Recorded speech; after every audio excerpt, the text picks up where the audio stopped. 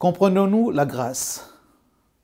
En d'autres mots, est-ce que nous avons une conscience claire au niveau de ce thème, la grâce, qui responsabilise, qui nous demande aussi de faire notre part, non pas parce que nous devons aider Dieu, mais si nous comprenons la grâce, nous comprendrons aussi que Dieu nous demande de réfléchir pour intégrer cette notion de grâce, mais aussi pour savoir comment nous réagissons lorsque nous parlons de la grâce de Dieu. Jésus a raconté 3 paraboles pour montrer comment la grâce de Dieu opère et comment surtout le croyant doit réagir face à cette grâce. Mais tous ceux qui observent l'expression de la grâce de Dieu ne sont pas toujours au clair et parfois il y a des positionnements qui montrent que les individus, même croyants, peuvent ne pas comprendre comment la grâce opère. Mais avant d'aller plus loin, je vous invite à prier avec moi. Merci Seigneur de nous guider, afin que le Saint-Esprit se saisisse de chacun de nous, non seulement pour exprimer ta parole, pour la partager, mais aussi pour la recevoir, la comprendre et l'appliquer dans notre vie, surtout en ce qui concerne ta grâce. Au nom de Jésus. Amen. Si vous avez votre Bible, prenez-la avec moi dans Luc chapitre 15. Et il est intéressant pour nous de comprendre que lorsque Jésus enseigne, il ne vient pas seulement avec une envie d'exposer un sujet, mais il répond souvent à des questions, des interrogations, à des contradictions, même à de l'opposition. Quand vous prenez Luc chapitre 15, les 2 premiers versets, nous entendons ceci de la part de Luc. Tous les collecteurs d'impôts ou des taxes et les pécheurs s'approchaient de lui pour l'entendre. Les pharisiens et les scribes maugréaient. Il accueille des pécheurs et il mange avec eux. Voilà le fond du problème. Certains ne comprenaient pas pourquoi Jésus accueillait des collecteurs d'impôts, des publicains ou des pécheurs, des gens de mauvaise vie. Est-ce que Jésus s'attachait à ces gens de mauvaise vie? Est-ce que Jésus partageait leur comportement, leur attitude, leur morale ou leur immoralité? Mais les pharisiens et les scribes se positionnaient dans une sorte d'opposition. Il n'est pas logique pour eux que cet homme, Jésus, avec tous ses enseignements, toutes ses prédications, qu'il soit visible au milieu de ces pécheurs et de ces gens de mauvaise vie, surtout les publicains. Alors, Luc continue dans son récit, verset 4, « Mais il leur dit cette parabole. » Et là, il va parler de la parabole de la brebis perdue. Et un peu plus loin, verset 8, « Ou bien quelle femme, si elle a 10 drachmes ?» Et c'est la parabole de la drachme, la pièce perdue, qui va être retrouvée. Et puis, verset 11, il dit encore, un homme avait 2 fils. Et les 3 paraboles vont faire ressortir la figure paternelle parfois, la figure d'un responsable qui a un troupeau, ou la figure de cette femme. En tout cas, dans les 3 cas, nous sommes là avec, on va dire, la figure d'un propriétaire qui exprime de la joie lorsqu'il retrouve quelque chose ou quelqu'un. Je veux m'attarder sur la 3e parabole, peut-être la plus célèbre, la plus connue, celle qui nous interpelle encore aujourd'hui. Et Jésus va faire comprendre que là aussi, il y a matière à réponse ou à répondre à ces pharisiens et à ces scribes qui maugréaient parce qu'ils ne comprenaient pas, ils n'entendaient pas le message, parfois non verbal, que Jésus voulait lancer lorsqu'il se trouvait parmi les pécheurs, les publicains. Un homme avait 2 fils, dit-il. Vous connaissez cette parabole, vous la relirez à loisir. Le plus jeune vient dire à son père, donne-moi ma part de bien. Donne-moi ma part d'héritage. Sous-entendu, la part qui doit me revenir après ta mort, donne-la-moi, ici et maintenant. Il n'est pas question encore de donation devant un notaire ou devant un avocat pour dire voilà la part que je lègue, mais il y a une demande pressante, claire, précise, pour dire cette part-là. Alors le terme qui est employé, c'est le terme méros en grec, qui est certainement un lien avec le terme mérite. Donne-moi ce que je mérite, ce qui doit me revenir de manière non négociable. Alors ce récit, dans la manière dont Jésus raconte les choses, dit que le Père donne. Est-ce que c'est aussi ça la grâce? Est-ce qu'il y a une sorte de liberté? Certains vont dire, mais c'est un Père laxiste. Donne-moi la part qui doit me revenir. Le Père partagea, le Fils prend, il encaisse son chèque, on pourrait dire, et il s'en va avec de l'argent, des moyens de vie, pour reprendre l'expression qui est aussi dans ce contexte-là. Mais il va dans un pays lointain, loin du Père, il va dilapider sa part, et au moins il a eu la satisfaction d'avoir les moyens de ses ambitions, de ses rêves. Partir, loin du Père. Le récit ne nous le dit pas, mais on pourrait sous-entendre que ce garçon n'était pas heureux là dans la maison du Père. Est-ce qu'il était en train de subir une sorte d'autorité paternelle ou un autoritarisme? Est-ce qu'il se sentait à l'étroit dans la maison de cet homme qui pouvait donner immédiatement des parts de biens, des moyens de subsister? Est-ce qu'il était là un peu dans une sorte de guerre avec son frère aîné? Le récit ne le dit pas. Mais quand nous lisons entre les lignes, nous pouvons nous interroger sur les relations qui existent. Et là, si nous transposons dans notre foyer, dans les foyers ou dans les lieux où on rassemble du monde, dans des groupes, même dans des groupes religieux qu'on appelle des églises ou des communautés de foi, les questions peuvent se poser. Et quand il a vécu tout cela, quand il a tout dépensé, verset 14, une grande famine survint dans ce pays et il commença à manquer. Le manque de nourriture traduit ou trahit aussi le manque d'amis, de soutien. Quand il avait de quoi subsister, certainement il était entouré. Comme c'est le cas souvent dans la vie. Des gens qui ont les moyens sont souvent entourés d'une petite cour. Mais quand les moyens viennent à manquer, quand la carte bleue ne passe pas, malgré les différentes tentatives de faire le bon code, quand au distributeur automatique de billets, il y a un refus de donner les billets, ben les amis disparaissent, avec les billets qui disparaissent aussi. Des relations qui ne sont que matérielles ou matérialistes, des profiteurs. En tout cas, ce garçon se retrouve là. Personne ne lui donne à manger. Il trouve un travail, c'est vrai. Et il a envie de se rassasier, nous dit Luc, en tout cas dans le récit qu'il rapporte de la part de Jésus, au verset 16. Il aurait bien aimé se rassasier des graroubes que mangeaient les cochons, mais personne ne lui en donnait. J'ai envie de dire en souriant que même les cochons refusaient de partager leur nourriture avec ce garçon. Alors dans ce contexte aussi, on comprend que Jésus montre jusqu'à quel extrême ce garçon est allé, pour ne pas dire jusqu'où il est tombé. Parce que pour des Juifs, garder des cochons, ce n'est pas la meilleure des situations. Garder un troupeau, oui, de bétail, d'ovins, mais des cochons, n'est-ce pas, permettez-moi l'expression familière, n'est-ce pas tomber bien bas? Mais que se passe-t-il? Ce n'est pas ici la fin du récit.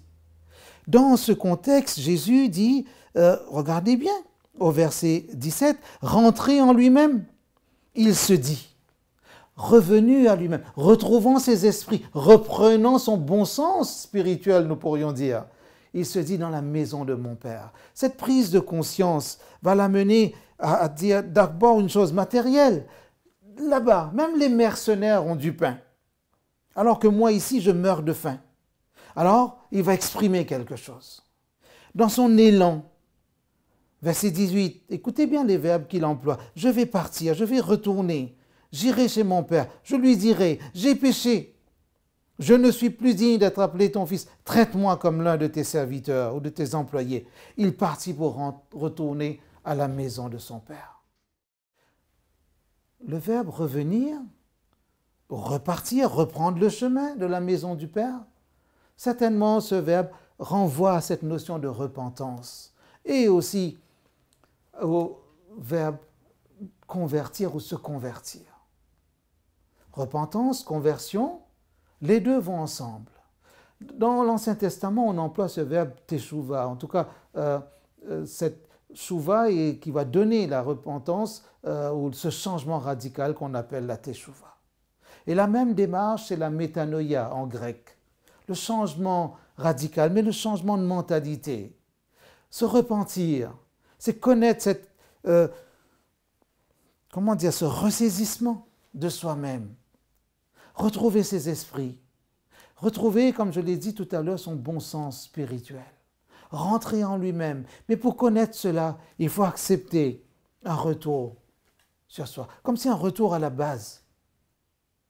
Retrouver ses esprits, n'est-ce pas retrouver aussi l'effet, l'influence du souffle?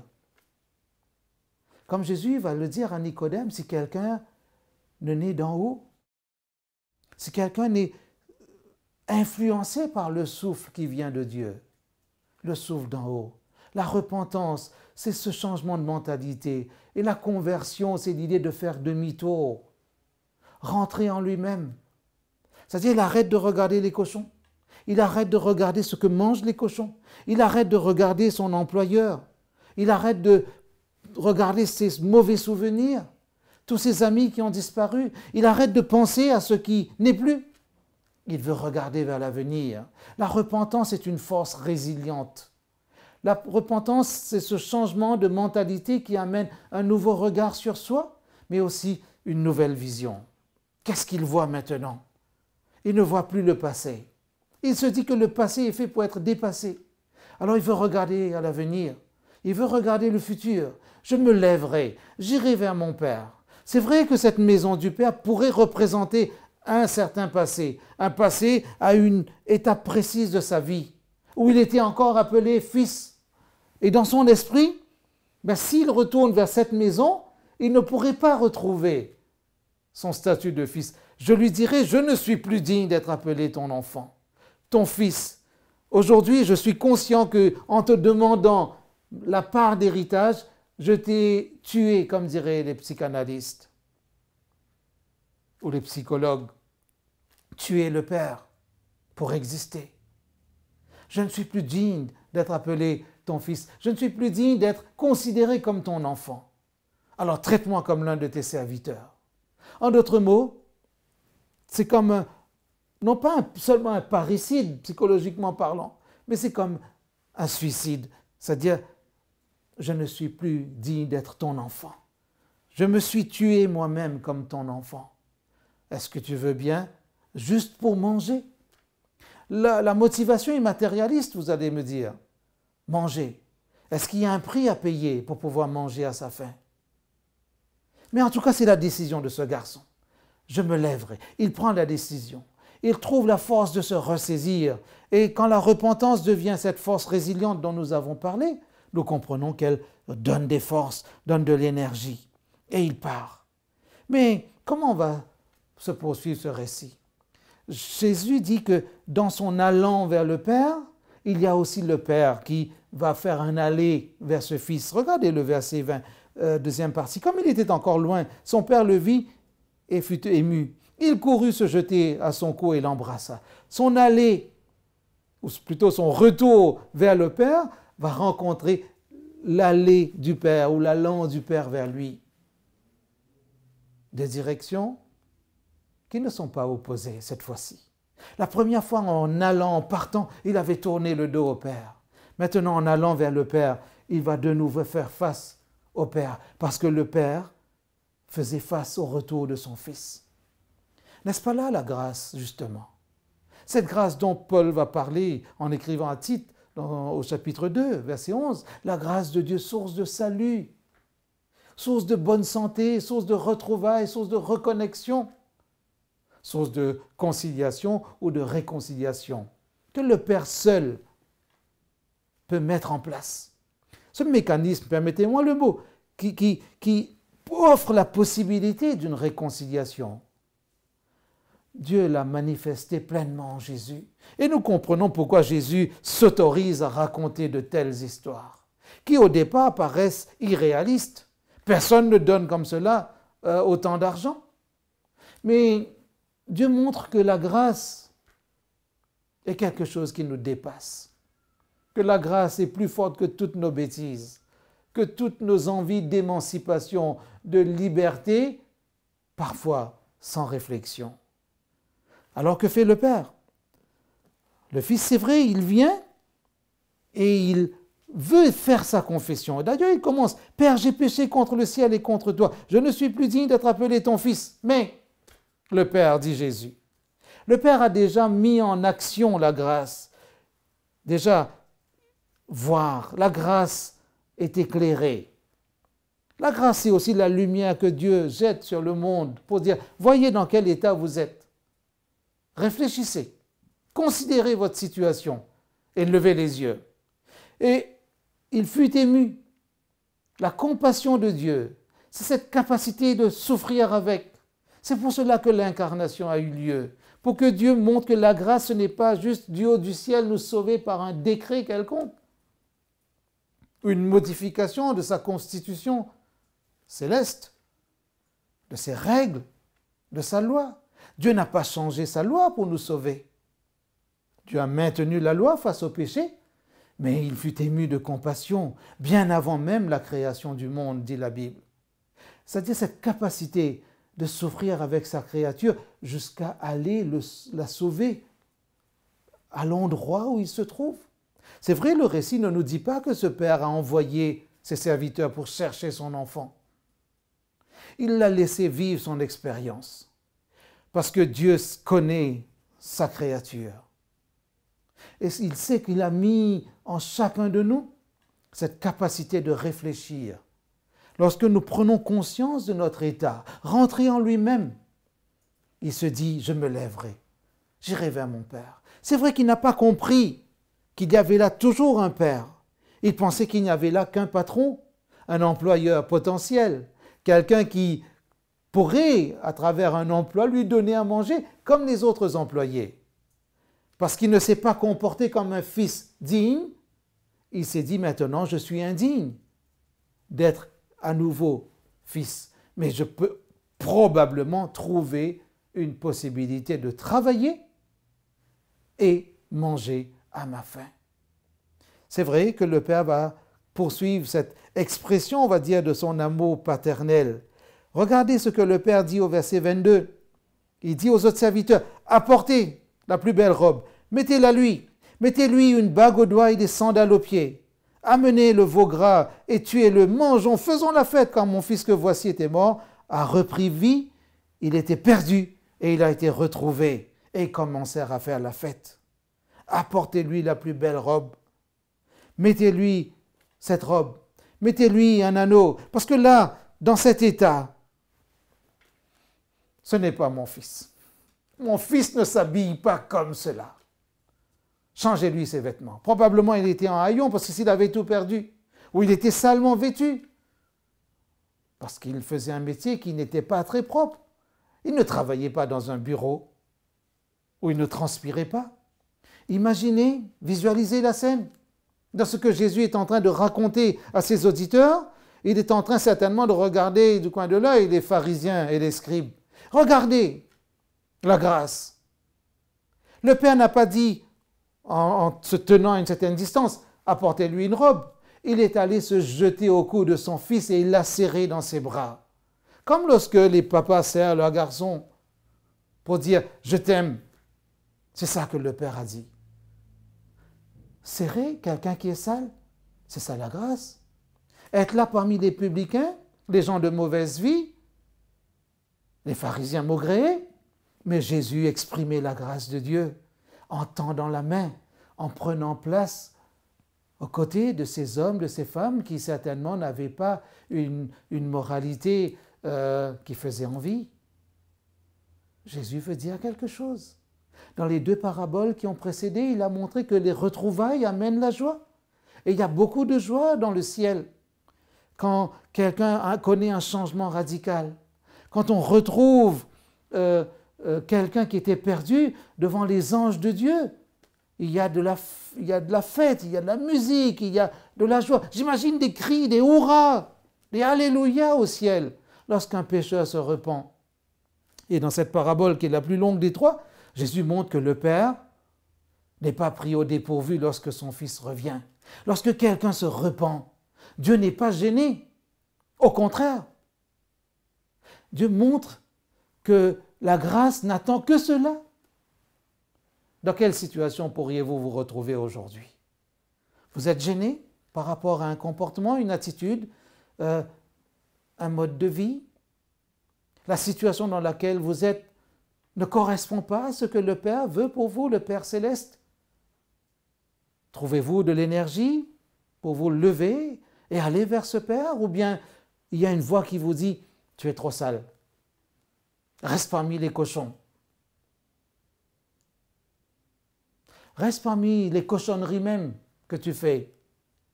Trouve là ton plaisir. Mange et bois, fais comme les autres. Tu penses que Dieu va t'accueillir? Ou s'il t'accueille, peut-être qu'il ne va plus te considérer comme son enfant. Jésus va démentir à travers ces trois paraboles, surtout la troisième, que lorsque Dieu nous accueille là où nous sommes, dans l'état où nous sommes, il veut tout changer. Mettez-lui une robe de fils.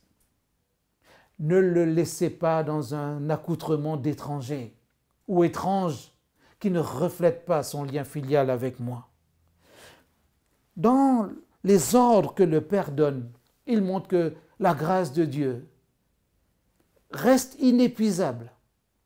Dieu ne gaspille pas sa grâce envers nous lorsque nous la refusons. C'est nous qui gaspillons. La part qu'il avait demandée, elle était gaspillée, dilapidée. Mais c'est l'humain qui gaspille la grâce que Dieu lui donne. Mais cette part que nous réclamons souvent, si nous ne la gérons pas correctement, nous allons la gaspiller. Mais cela ne veut pas dire que le Père est appauvri.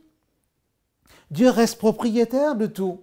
Quand il revient, ce garçon qui ne se considérait plus comme fils, il voit que le Père a toujours les moyens de donner des ordres, les moyens de faire la fête, comme si rien n'avait changé chez le Père. Mais rien ne change chez le Père. La Bible nous dit qu'il est le même hier, aujourd'hui et pour toujours. Qu'entendons-nous par là? Cette grâce qui sauve, qui accueille, qui responsabilise, elle nous met devant une situation. Considère le Père comme celui qui accueille. Lorsqu'il y a la repentance, la teshuva, le changement de mentalité, la métanoïa, ce changement radical qui amène aussi une transformation, le geste du Père montre que la transformation est possible. Dieu veut nous transformer. Mais tout le monde ne le comprend pas ainsi. D'ailleurs, non seulement les pharisiens et les scribes ne le comprenaient pas, mais il y a quelqu'un d'autre dans cette histoire qui ne comprend pas les choses. Regardez ce qui se passe au verset 25. « Or, le fils aîné était parti au champ. Lorsqu'il revint, il entend de la musique, il entend de la fête. Il n'entre pas pour voir. » Qu'est-ce qui provoque cette retenue? Il appelle un serviteur. On peut se demander, si c'est un enfant, le fils aîné, qu'est-ce qui peut le bloquer ainsi? Qu'est-ce qui le paralyse? Qu'est-ce qui le retient à la porte? La suite du récit nous montre qu'il va se mettre en colère. Et cette émotion forte est le contraire de la joie du Père, qui est la joie, l'émotion la plus positive dans la liste des émotions. Et face à la joie, il y a ici la colère. Les pharisiens aussi étaient en colère. Les scribes étaient en colère. Ils étaient agacés. Ils ne comprenaient pas. Et il y a encore quelqu'un qui ne comprend pas ici. Il se mit en colère. Il ne voulait pas entrer. Son père sortit le supplier. Alors il répondit à son père. Écoutez bien sa réponse. Et notez les verbes qu'il emploie. Les images. Il y a tant d'années que je travaille pour toi, comme un esclave. Jamais je n'ai désobéi à tes commandements, et jamais tu ne m'as donné un chevreau pour que je fasse la fête avec mes amis. Mais quand ton fils que voici, est arrivé, lui qui a dévoré ton bien avec des prostituées, pour lui, tu as abattu le veau gras. Donnant? Oui. Sa relation avec cet homme qui portait le nom de père n'était pas une relation filiale. C'était une relation servile, une relation d'employé à employeur. Il y a si longtemps que je travaille pour toi. Il ne dit pas il y a si longtemps que je suis dans la maison avec toi, que je fais partie de ta famille. Il y a si longtemps que je suis ton fils. Non, il y a si longtemps que je travaille pour toi et tu ne m'as pas donné. En plus du salaire, il est en train de dire, tu ne m'as pas donné une augmentation. Tu ne m'as pas donné une prime de fin d'année. Une prime d'intérêt général, je ne sais pas, une prime d'intéressement, une prime qui correspond à tes profits. Tu ne m'as pas donné un chevreau. Il est en train de montrer au Père les contrastes. Un chevreau, tu ne m'as pas donné, mais tu as tué le veau gras. Pour qui? Pour ton fils. Il ne peut même pas dire pour mon frère. Ton fils. Ton fils. Parfois, dans les foyers, pour sourire, on dit que quand un enfant fait des bêtises, l'un des parents dit « Regarde ce que ta fille ou ton fils a fait ». Mais quand l'enfant a une bonne note, dit « Ah, tu as vu comment mon fils a bien travaillé à l'école ?» Ou « Tu as vu comment ma fille a bien joué de tel ou tel instrument ?» Nous disons cela avec un sourire, mais cela trahit parfois un petit peu nos prises de position émotionnelles. Jésus, dans son talent de conteur, fait comprendre que subitement, à cause de la colère, à cause de ces émotions mal gérées, nous ne raisonnons plus. Le cadet, c'est-à-dire dans son retour, le garçon qui a dilapidé son bien, a montré que lui aussi, ses émotions avaient troublé sa raison. Il n'avait plus ce sentiment de dignité d'être un fils, parce qu'il avait compris qu'il était allé trop loin, qu'il avait commis une bêtise. Mais le père, lui, n'avait pas changé. Le papa restait toujours le papa. Ce garçon qui était venu en haillons, en sueur, rempli de poussière peut-être de la route, c'était toujours son fils. Lui, il le reconnaissait toujours comme son fils. Et le frère aîné ne reconnaissait plus l'autre comme son frère. C'était un mauvais, un étranger, quelqu'un qui n'avait pas honoré le père. Et il ne se sentait même plus la force de l'appeler mon frère, même pas mon petit frère. Le ton fils disait la distance qu'il prenait. L'expression « je t'ai servi, je n'ai pas désobéi à tes ordres » montrait aussi la distance qu'il avait prise de son père. En somme, aucun des deux garçons n'avait compris leur père. L'un le prenait comme un patron, toujours un patron, et l'autre ne pouvait plus le prendre comme un père. Parce qu'au départ, peut-être ce père ressemblait juste à la providence, un distributeur automatique de billets. Donne, et il a donné. Et là, au retour, il voit que ce père peut donner encore, mais il avait porté un regard différent. La réhabilitation, la restauration. Le fils aîné avait besoin de comprendre cela. Et le père va le lui dire. Regardez ce que le père lui dit au verset 31, deuxième partie. « Toi, mon enfant, toi, mon enfant. » Et à chaque fois, c'était mon enfant. Mon fils est revenu, et ici dit mon enfant. Tu es toujours avec moi, et tout ce qui est à moi est à toi. Pourquoi tu me demandes un chevreau? Tu ne pouvais pas prendre toi-même ton chevreau? Tu es dans ta maison, tu es chez toi ici. Regardez nos enfants. Est-ce qu'ils ont besoin de demander l'autorisation pour ouvrir le réfrigérateur et se servir? Pour faire la tartine? Il y a des maisons où il y a la liste des courses qui est toujours là sur la table. Quand un enfant se dit « Ah, il n'y a plus de goûter, il faut que j'écrive ». Et les parents achètent. parce que les parents veillent toujours sur le bien-être de leurs enfants. Faut-il demander pour s'asseoir sur un des fauteuils du salon? Quand un enfant est chez lui, il est chez lui. Est-ce que nos foyers ressemblent un peu à cette maison? C'est vrai qu'il n'y a pas de maman dans cette histoire. On pourrait penser que s'il y avait une mère, peut-être cet enfant n'aurait pas raisonné de cette manière, ni l'aîné non plus. Mais qu'est-ce que Jésus veut nous dire? Que la grâce accueille. Quand Paul va écrire aux Corinthiens, chapitre 2, deuxième lettre, chapitre 5, verset 19, il va dire que Dieu était en Christ réconciliant le monde avec lui-même. C'est pour cela qu'il va mettre en nous une parole de réconciliation.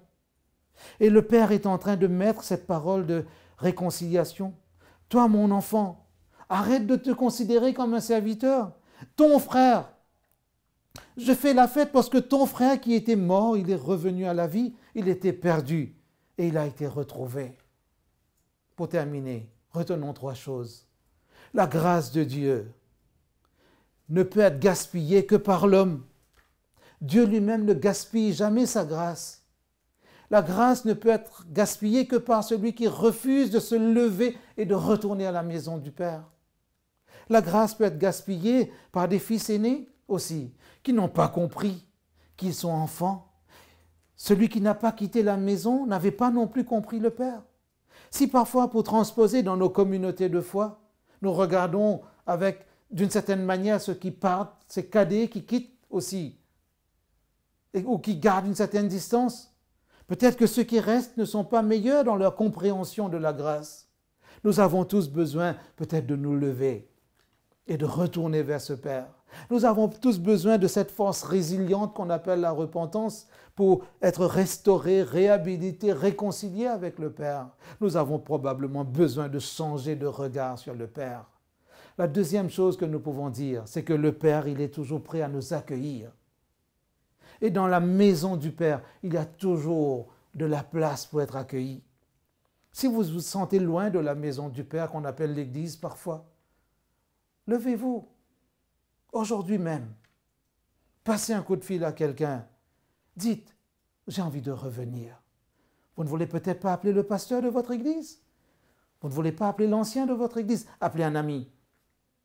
Appelez quelqu'un qui est sage, qui est capable de vous accompagner. Après, dans la foulée du déconfinement, les églises sont à nouveau ouvertes. Appelez quelqu'un. Dites-lui, j'ai envie de retourner dans la maison du Père, mais je n'ai pas assez de courage. Peut-être vous ne ressemblez pas à ce fils qui va aller tout seul. Mais dites-vous que le Père est là pour vous accueillir. Il mettra quelqu'un sur votre route pour vous serrer dans ses bras, pour vous dire bienvenue à la maison. C'est votre maison. Et la troisième chose, peut-être cela vaut pour ceux qui sont restés comme pour ceux qui sont partis et qui veulent revenir. Dieu nous demande de nous comporter comme ses fils et ses filles. Il n'y a pas de filles dans cette parabole, mais nous sommes tous les enfants de Dieu. Ne devenez pas ce que Dieu ne vous demande pas d'être. Si par le Christ, il nous a réconciliés avec lui-même, si Romains chapitre 8 nous dit que nous sommes ses fils et ses filles, Dieu nous demande de nous comporter comme ses fils et ses filles. Dans notre attitude, tout ce que nous renvoyons de l'extérieur, mais dans notre état d'esprit aussi. Le fils aîné, probablement, il n'avait pas besoin de changer de vêtements, mais il avait besoin de changer d'état d'esprit. Lui aussi, il avait besoin de comprendre ce Père. Alors, si la maison du Père est le lieu de tous les possibles, dites-vous que Dieu vous attend. Il vous demande de vous lever, là où vous êtes, et de croire que cette réconciliation, cette restauration, cette réhabilitation, que tout cela est possible parce que la grâce de Dieu reflète la personnalité de Dieu. La toute-puissance de Dieu est dans sa grâce. N'hésitez pas. Allez vers le Père. Il vous accueillera. En attendant que le Saint-Esprit nous guide et pour que ceux qui sont restés encore dans la maison, qu'ils voient le Père différemment et qu'ensemble nous puissions vivre ce lien en attendant que le Seigneur revienne nous chercher pour nous introduire définitivement dans la maison du Père. Que tout soit pour la gloire de son Saint-Nom et pour notre bien-être avec lui. Amen.